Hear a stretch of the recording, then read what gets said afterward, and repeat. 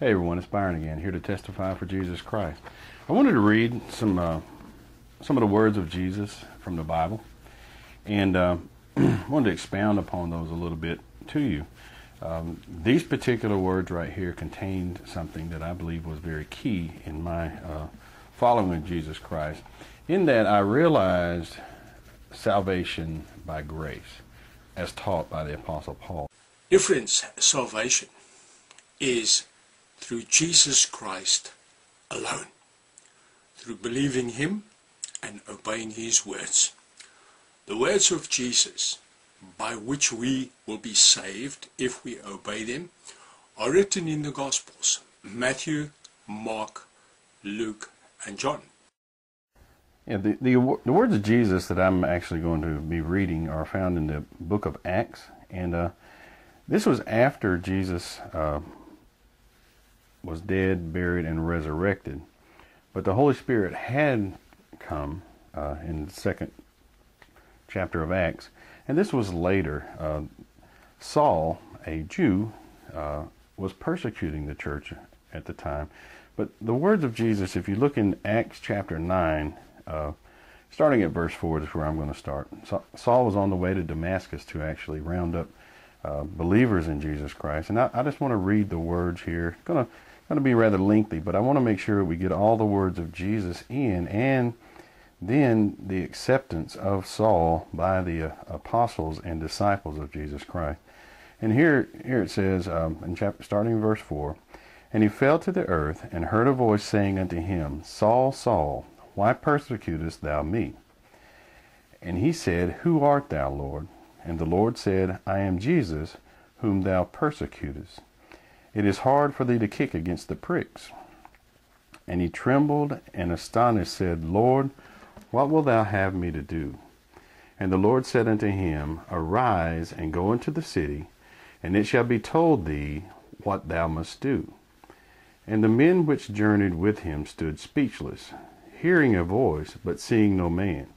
And Saul arose from the earth, and when his eyes were opened, he saw no man. But they led him by the hand, and brought him into Damascus. And he was 3 days without sight, neither did eat nor drink. And there was a certain disciple at Damascus named Ananias. And to him said the Lord in a vision, Ananias. And he said, Behold, I am here, Lord. And the Lord said unto him, Arise, and go into the street which is called Straight, and inquire in the house of Judas for one called Saul of Tarsus.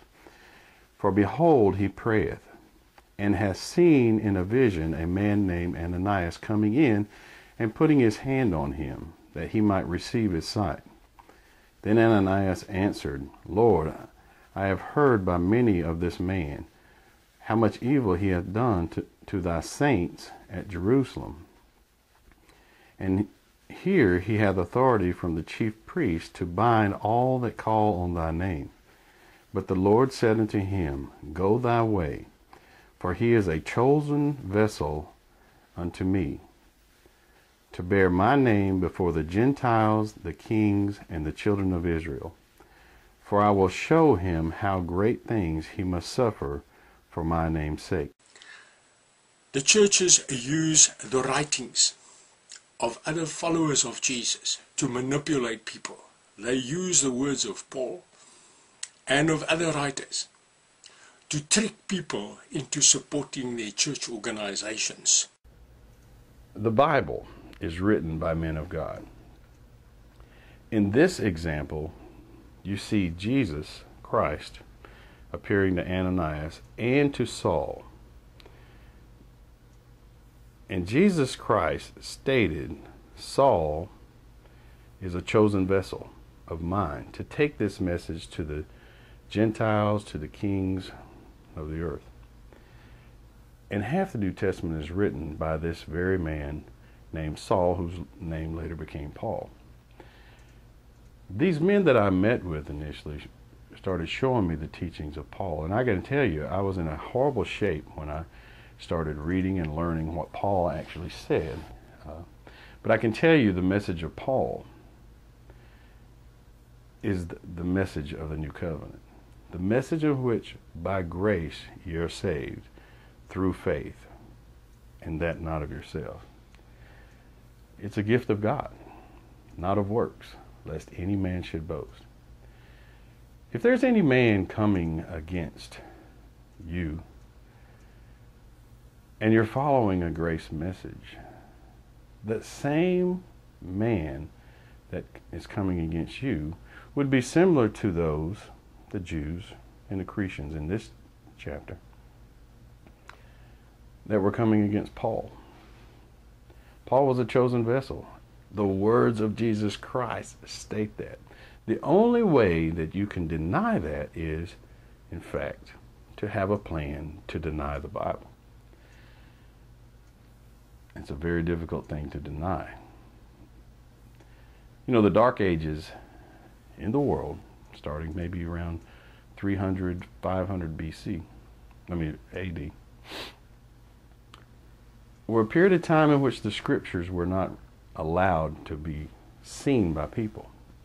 Followed all the way up to the Protestant Reformation. There is a spirit, the same spirit that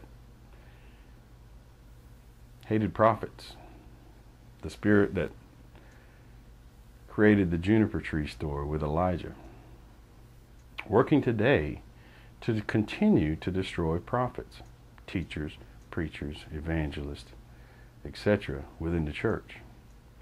If you run into someone who is against